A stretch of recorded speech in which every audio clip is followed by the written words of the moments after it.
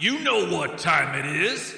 It's time for another episode of the 7 and a Hook Podcast, the world's premier sports betting podcast. Your source for the best information and insight when it comes to sports wagering. We cover it all because you bet on it all. So let's head up to the studio and get this show rolling.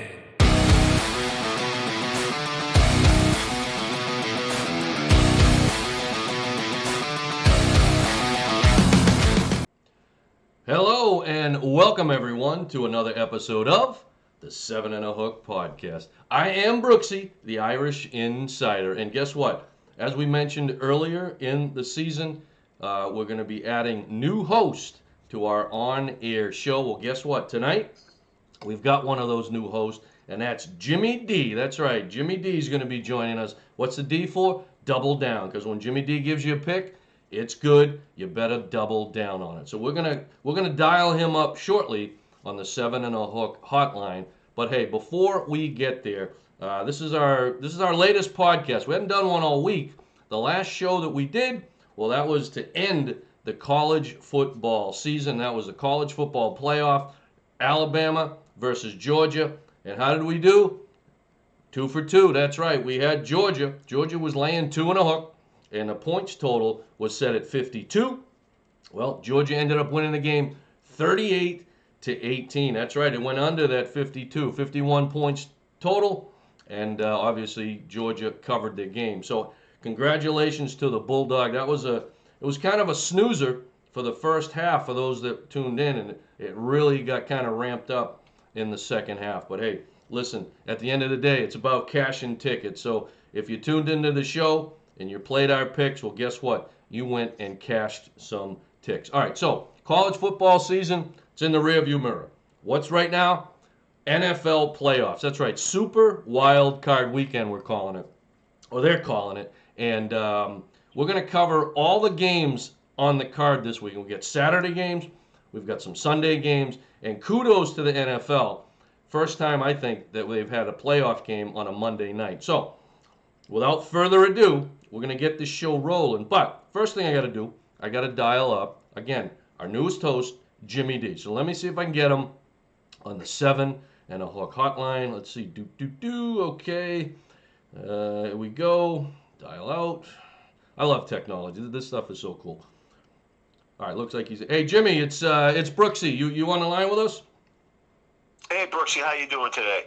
All right, man. Couldn't be better here. As I just gave you a nice little introduction, newest host to join us here on the 7 and a Hook hotline. I'm down here in Boston. You're up there in God's country in New Hampshire. It was 1 degree, balmy 1 when I woke up this morning. What say you up there in God's country? Yeah, we had a -6, so it was a little chilly up here, but where New England is, so we got to get used to it, I guess, right? Or we are used to it. You're born and raised here, so can't complain. Because you know why? We still live here. Exactly. Excuse me. So, excuse me. I got frog in my throat. Been battling this thing all week. Okay. Anyways, Jimmy. It's a great week to join the team here, Brooksie. You can't get much better football than this. This is one of my favorite weeks of the year. I say this weekend, and of course, the next weekend too is probably the best football you see. I sometimes like these games better than the Super Bowl. Yeah, no, you and I were talking off air about that, and I agree. I think the NFL, they literally have to be doing cartwheels because the games on the card this week, there's just some really, really good football. I mean, yes. Regardless of, excuse me, what teams you're rooting for or not rooting for, or maybe you like football. There's some great games, and we're going to break down 6 of them today. So, no doubt, I agree with you. Now, all right, so let's get right to it. All right, there's 6 games on the card this weekend and Monday. All right, I'm going to kick it off, excuse me, with my first spotlight game. All right, and that's the Las Vegas Raiders on the road travel to take on the Cincinnati Bengals. All right. Points total set at 5 and a hook. Bengals favored by 5 and a hook. Points total set at 48 and a hook. All right. Raiders, they come into this game 10-7, 5-3 on the road. All right, now they're hot as can be, really. They've won 4 straight. They had an exciting overtime thriller win last week over the Chargers, and that was kind of win or go home. And 35-32 in overtime. So I got to give credit to the Chargers. Now, David Carr, he wasn't spectacular. He really wasn't. 20 of 36, right? 186 yards, Jimmy. He had 1 touchdown. But you and I talked about this off air. What didn't he do last week? He didn't turn the ball. Right. Didn't turn the ball over, right? Did not turn the ball over. And that's why they've won their last 4 games, is because he hasn't been a turnover machine. Yep. Like he has been in the past. Now, all right, let's look at Cincinnati. They come into this game, lost last week to the Browns, 21-16. But they had already wrapped up a playoff position. They didn't play any of their starters. So you know what? It was almost like a bye week for the Bengals. Now, okay, prior to that, though, they banged off 3 straight wins. Kansas City, Baltimore, and Denver. Definitely not exactly slouch teams. So they earned this. They earned this playoff spot. So, all right, why are they there? 3 players. Joe Burrow, who I think's had a pretty outstanding year. 4,600 yards passing, 34 touchdowns, 14 picks. And the running back, man, oh man, Joe Mixon. What a great year he's had. Over 1,200 yards rushing, Jimmy. 13 touchdowns. Okay? Now, the guy that I think really made the difference, and you mentioned it, and you telling me, we talked about this last night, and it really played into my handicapping, was their rookie receiver, Jamar Chase. Wow. What a year he's had, right? Over 1,400 yards receiving, 13 touchdowns. Most importantly, 18 yards per catch. This guy is a first down machine. Absolute machine. Probably rookie of the year right there with Mac Jones, right? 1 and 2. Yeah, I think right now Jamar Chase was the odds-on favorite, but Mac Jones was right behind him. So that's going to be a tough one. It's, usually, I don't know, it's kind of a quarterback award to lose, right? And did Mac Jones do enough to win it? I'm not sure. I mean, he had a couple stinkers. Just Jamar Chase has been outstanding all year. So I think he's actually going to come home with the hardware. But we'll see what happens in a couple weeks when they give out the awards. All right. Last time these 2 teams met was in Week 11. And Cincinnati beat up on the Raiders 32-13. All right. What do I see this week? I see a little bit of the same, to be honest with you. I think the Bengals, I think it's their year. I think the Bungles are in the past. I think the Bengals are going to come to play today. So I'm going to lay the 5 and a hook, Jimmy. And as far as the points total, I'm looking under. I'm going to go under the 48 and a hook. I don't think the Raiders are going to be able to score in this game. Obviously I see the Bengals winning by at least a touchdown, and I just don't see the Raiders scoring. So I'm going to lay the 5 and a hook, and I'm going to go under the 48 and a hook. What do you got for your first spotlight game? I agree with what you just said, Brooksie. The only thing I got a little bit of question mark is the quarterback for Burrows for Bengals, how healthy he is. Yeah. That's my only little question on that, but I think I agree with what you just said. The game I'm covering is the Pats versus the Buffalo Bills. The rubber match. They've had 2 games this year. Each team has won 1. The first game we remember with the Patriots went up to Buffalo in the tornado or the windstorm. It was just a windy game, and Mac Jones threw the ball twice? Yeah, 3 times. 3 times, yeah. 3 times, right? And the Patriots pulled that off, with the running attack. Buffalo comes back down to Foxborough. Pretty much, in my opinion, dominates the Patriots. I believe it was the first time in the Belichick era that one team never had a punt. So I believe Buffalo never even punted in that game. Yeah. Now it takes you to tonight. Now everyone's talking about the weather, how cold it is. I've talked to a number of different quarterbacks throughout my, career, and it's not the cold that affects a quarterback. You could probably get on this better with me, Brooksie, but it's the wind. And from what I've been told, that up in Buffalo it's going to be really cold, but the wind's not going to really affect that. I think that hurts the Patriots. I think they're going to try to run the game, slow the game up. I'm worried about Damian Harris for the Patriots. He's had that hamstring pull, and then of course Mac Jones is a rookie. He's done a nice job for the Patriots, but he's still a rookie. He's looked like he's hit the wall, in my opinion, the last few weeks. I'm in Buffalo, they're starting to get seasoned. They had the little playoff run last year. Josh Allen. Some people love him, think he's the next Rodgers or Brett Favre. I'm not sure I'm going up on that boat yet. But he's a solid quarterback. But he does get a little goofy, with some of those throws. But he's got some studs with him. Stephon Diggs. He's up there. He's a tremendous, receiver. Singletary, the running back, he's solid. And you got Cole Beasley. I call him a mini Julian Edelman. He seems to come up and make the big plays. And the defense for Buffalo, it's solid. I mean, they got the stud linebacker there, Edwards, who's a tremendous player. They got, I believe, Addison, the defensive end, who's had about 8 sacks this year. He's solid. So I'm taking the Buffalo Bills, giving up the 4.5, and I'm taking the the 44 points. I'm going under the 44. I think that's where I'm going to take this. I think Belichick will come up with a great game plan. He'll try to slow the game down, limit it. How many times Buffalo has the ball. I just don't see.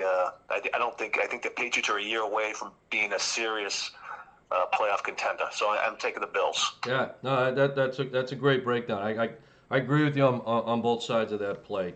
You and I have both been to Buffalo, so yeah, we know when it's cold. Yeah, it's cold, but when it's windy, forget about it. Like there's certain places where the wind just. Buffalo is one and Cleveland's another that we've both been to. Like, cold is cold, we get it. But man, when that wind just kind of starts whipping, there's nothing you can do. There really isn't.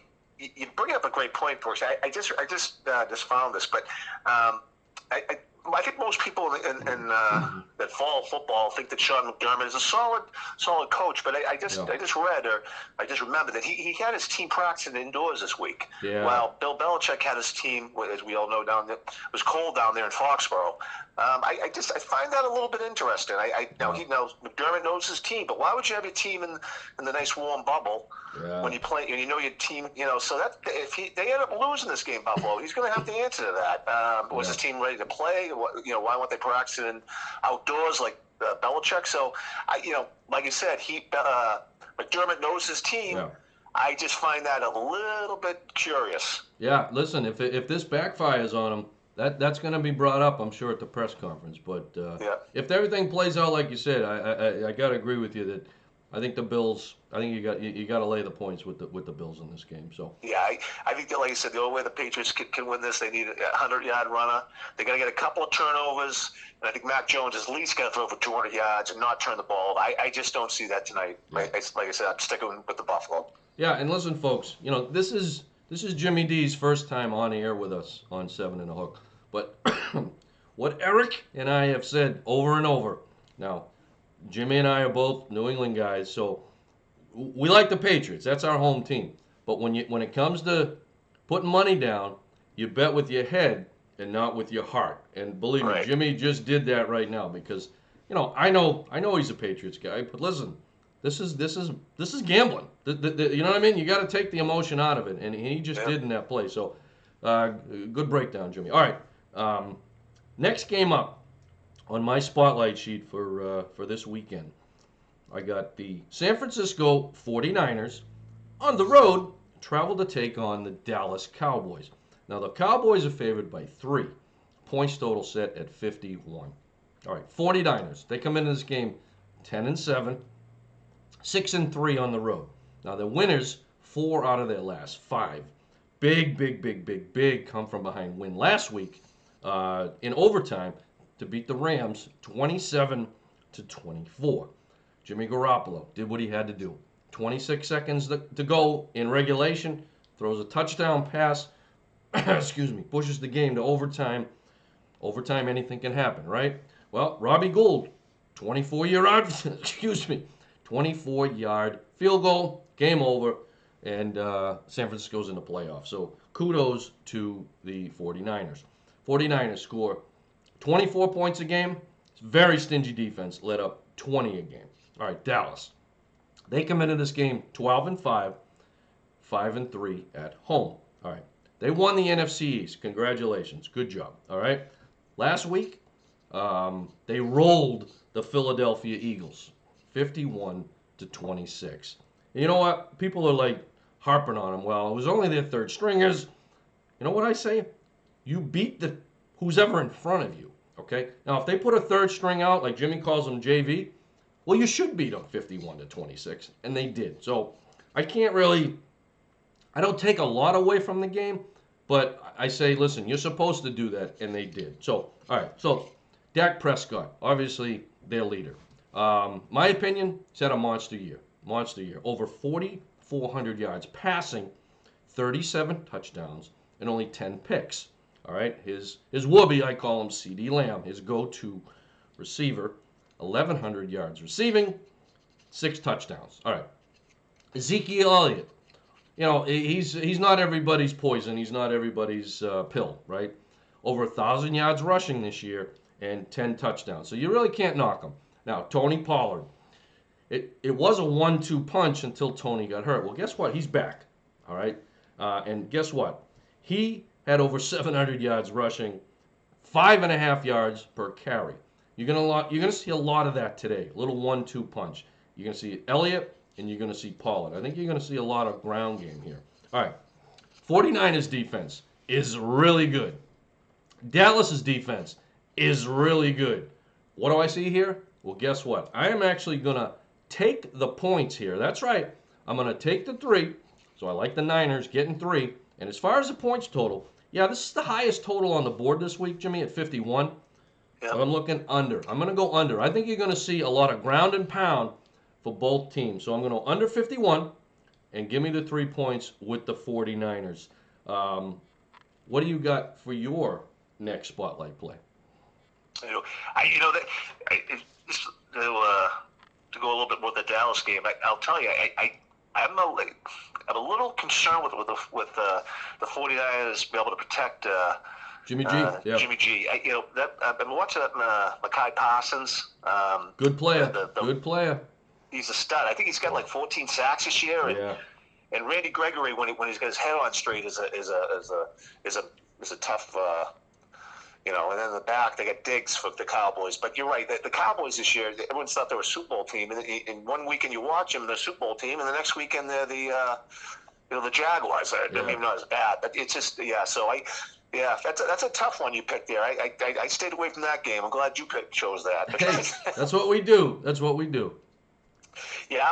So the next game I'm looking at here is kind of a one that I think it's an easy one. It's the Tampa Bay Buccaneers playing at home against the Philadelphia Eagles.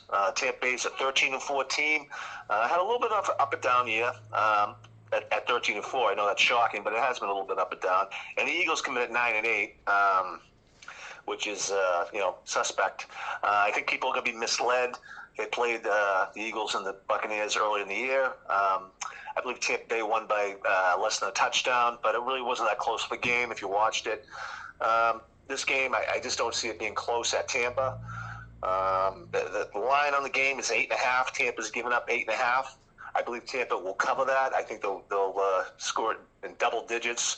The point total is 45.5. I believe I'm going over on that. So I'm taking Tampa Bay with the over. I just think Tampa Bay, even with some of the injuries they've had, they still get the same old guys with Gronk and Evans. And I like the tight end, the backup rate. I think he's kind of under the radar. And the other kid I'm looking for at Tampa Bay is a lot of people don't talk about him, but he's one of the fastest guys at Tampa Bay. Scotty Miller, the receiver. Yeah. When he gets outside, it's hard to think. And the defense is banged up in Tampa Bay. I still think they have enough to give Jalen Hurts some problems for Philadelphia. Philadelphia does have some good news. They bring back Miles Sanders, the running back. He was having a pretty good year, and he got hurt, so he'll be back for his first game, I believe, in a few weeks. They also got the other receiver from the Alabama, Devontae Smith, who's had a tremendous year. But I just think with the firepower Tampa Bay has, and with their defense, I don't think this is a close game today. So that's why I'm going with Tampa Bay. Yeah, that makes sense. So you got Tampa lay at 8.5, and you're going over the 45.5. That's a good breakdown. Tampa Bay has been lights out at home too, right? I mean, it's you don't fly into Tampa and beat them. That's pretty much how it's been since Tom Brady's got there. It has been. In the older days, if people would go out in Miami and they'd have trouble with the weather, it being so hot, so Miami would always have an advantage. I don't think Tampa's as hot as Miami, but it's right. It's that kind of the weather change, and I think with Brady, I am concerned a little bit with Brady. Brady's been selling. I don't know if you've watched this, Brooksie. He's been selling T-shirts and it's a clothing line. He's been talking about a lot this week. But again, I think Philadelphia's a perfect matchup for them, and I know we said I think it's going to be a big win for Tampa Bay this weekend. Yeah, and like you said, they did play early in the season. The game was a 6-point game. It was a major backdoor cover by the Eagles. That game was not that close. So yeah, I agree with you when you mentioned the game earlier this season. So, all right, good breakdown. And if you do remember the end of the game, they were down inside the 5-yard line, the Buccaneers, and they kind of didn't run in the touchdown. So I know a lot of people were kind of swearing at the TV. Yeah, you were either ripping up your ticket or you were high-fiving, right? Yeah, I mean, that's so that was kind of, that was in Philadelphia, but that was a little bit, little questionable, maybe. I don't know. We'll see, but they kind of just sat on it. But So makes sense. I get Tampa Bay this week, Pat. All right, good play. All right. Last play on my spotlight sheet, and then Jimmy's going to end it with his last spotlight play. I got the Arizona Cardinals on the road, travel to take on the L.A. Rams.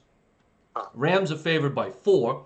Points total set at 49.5. All right, Cardinals come into this game 11-6, 8-1 on the road. Absolutely dominant on the road this year. Ended the season on, you can call it a low hill, a low whatever. They lost 4 out of their last 5. Didn't end the season very positive. Matter of fact, one of their games 3 weeks ago was against the Rams, who they're playing today, and they lost to them 30-23. Now, Kyler Murray, listen, he missed a few games. It certainly affected how the team played, but from all information that we have, and we've got a lot of feet on the street, we call them moles here, is that he is as healthy as he's been all season. All right, so no excuses. Kyler Murray is Kyler Murray today, and they need him to be. All right, so even though he was hurt, had a pretty solid season, over 3,700 yards passing, 24 touchdowns, 10 picks. The picks have been the problem, okay? Take the picks out of the equation, and they could be more like, 14-3, 11-6, but it is what it is. Now, James Conner, running back, been a godsend to this team. Over 750 yards rushing, 15 touchdowns. This cat has accounted for a lot of points. All right. He also caught 37 passes out of the backfield for 3 touchdowns. So this guy, a lot of points in this guy's hands. All right. The Rams, they come into this game 12-5, 5-3 at home. Now, they won the NFC West. They won 4 out of 5. The game that they lost was last week. They lost in overtime. We already mentioned it, to the 49ers, 27-24. Now, they had a 17-point lead. I think they let up on the gas a little bit, clearly, and the Niners came back. That's a question mark for me, but we can talk about that in a little bit. All right, Matthew Stafford, 4,800 yards passing this year after getting traded from Detroit, 41 touchdowns, 17 interceptions. That's a big number. 17's a lot. Okay, 41 touchdowns, Jimmy. That's awesome. But 17 picks. That's Matthew Stafford in Detroit. That shouldn't be Matthew Stafford in L.A. That's one a game. Exactly. That's way too many. Way too many. Now, his go-to guy was Cooper Kupp. Again, sensational player, right? 1,900 yards receiving, 16 touchdowns. Some people are saying, well, he should be MVP of the league. Yeah, I mean, he's been good, but maybe offensive player of the year, but he's not going to win the MVP. It's just not going to go to a wide receiver. I think we're going to hand it to Aaron Rodgers, and that'll be a show for a couple of weeks. But I think Aaron is going to win the MVP. And Jimmy, we were talking about before we went on air. Don't forget Sony Michel, right? Former Patriot. Yeah. I mean, he's having a really good season. 800 yards rushing. Rebound, yeah. Right, 4 touchdowns. So can't sleep on him either. All right, so I look at the game. What's this game really about? This game is Jared Goff, Matthew Stafford, right? Okay, the Rams sent Jared Goff into purgatory to Detroit along with 700 other picks and everything else to get Matthew Stafford, right? Because they felt Jared Goff was the reason they couldn't go to the next level. Even though Jared Goff took them to a Super Bowl a couple years ago, they didn't think he was enough. Now they've laid everything on Matthew Stafford's shoulders. I don't know. What's Matthew Stafford record in the playoffs? I'm putting it up. For.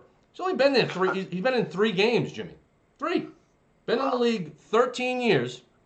This is going to be his 4th playoff game. Okay? I think it's a big ask. All right, and that did play into my capping of this game. And where am I going with this? I'm going to take the 4 points with Arizona.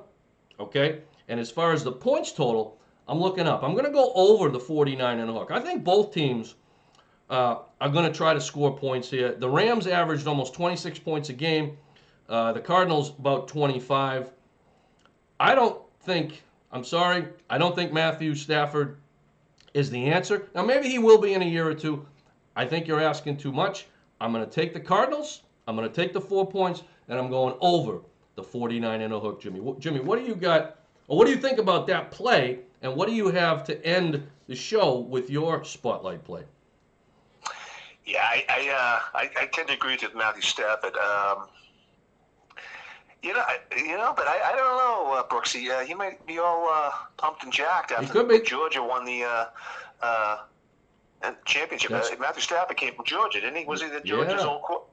So maybe he's all pumped and jacked. But I agree with you. He's kind of I put him in the same class as Carr from the Raiders. Regular quarterbacks. And I think you made a great point. I heard the same thing. Word on the street is Murray's finally healthy. Yeah. Quarterback from Arizona, obviously. And if he's healthy, I think Arizona beats them. Beats the Rams. Did Kyler Murray play at Georgia? Oh no. Where did Kyler Murray play? Man, my brain just shut. I thought didn't Stafford?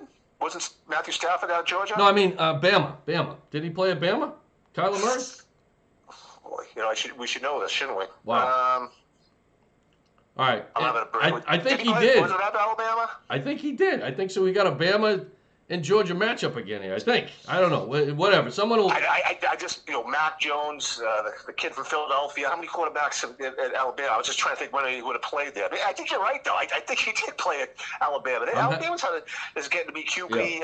QB Central, right? Yeah, I know. You know what I mean? It's back in the '80s, Miami used to be all the people would be drafted out of Miami, but now it's Alabama. They're all coming out of Alabama, the #1 draft. Well, we'll confirm that after the show. But anyway, so. All right, so what do you got for your last spotlight play? And it's the last playoff game on this weekend's card. Yeah, we're going to Steelers and the Chiefs at Kansas City. Steelers come in at 9-7 in the 1 tie, and the Chiefs come in at 12-5. The Chiefs have been a little bit to me up and down this year, even with that solid record. And the Steelers come in. This is, Big Ben's swan song. Yeah. He's coming in. The line on it is 12.5. Obviously for Kansas City, and the points is 46.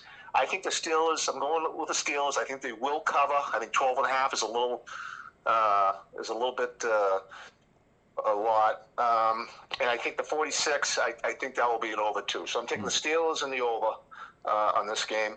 I think that the Steelers are going to go into this game. I think they're going to try to limit how many possessions Mahomes has. I think they're going to run it. If Najee Harris can play, he's got that questionable with the elbow. Yeah. I think they'll do a lot of little running, and they'll do the dumps to the tight end there from Penn State there, Pat Fruberth. I think if DJ Watt for the Steelers and Haywood the defensive lineman for the Steelers, and get some pressure up the middle on Mahomes. We know what happens to these quarterbacks. They start getting pressure and they start seeing ghosts, and they're just not the same. It's all Brady, it's Mahomes, it's Rodgers. So I think that, like I said, there's too many points to give up. 12.5 is a lot. That's why I'm taking the Steelers and I'm taking the over. I just, but at the end of the day, Kansas City will probably win the game, being at home.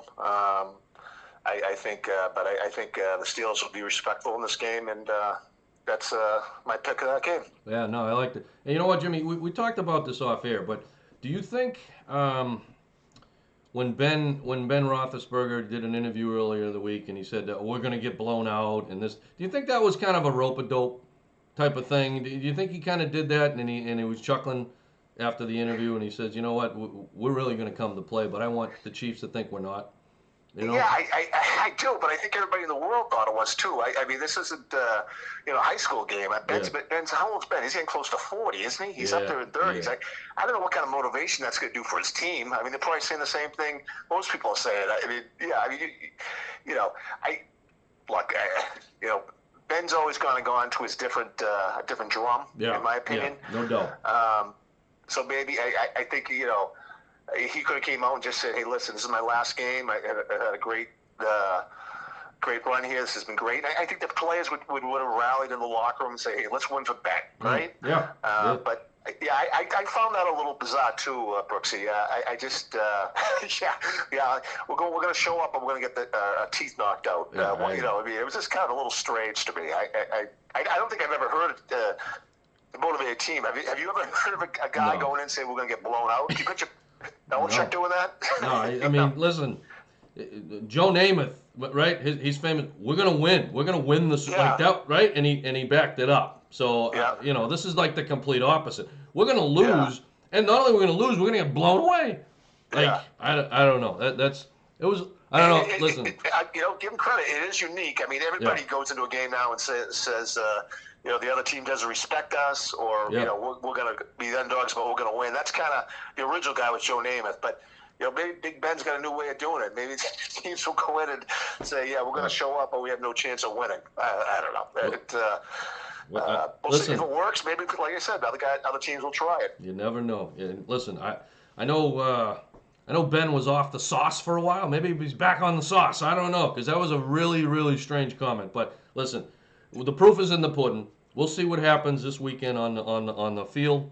But anyways, folks, hey, that's going to put a wrap on this episode's picks and plays. So hopefully we gave you some good insight and some good information so you can go play some picks and go cash some ticks. So, hey, hey, first show, Jimmy D, on air, 7 and a Hook, man. Great job. Glad to have you on the team. Looking forward to having you on regular. So, get your double down picks ready, because we're going to do another show shortly, okay? All right, appreciate it. Everyone else, have a good weekend. Enjoy a little adult beverage if that's your choice. Have a little snacks, and be safe and smart out there. Yeah. Have a good night. Nice talking to you, Brooksie. All right, Jimmy D. We'll be talking again soon. So, hey, on behalf of everyone here at the 7 and a Hook podcast, we appreciate you tuning in. And as we always say, may your bad beats be small and your big wins be monster.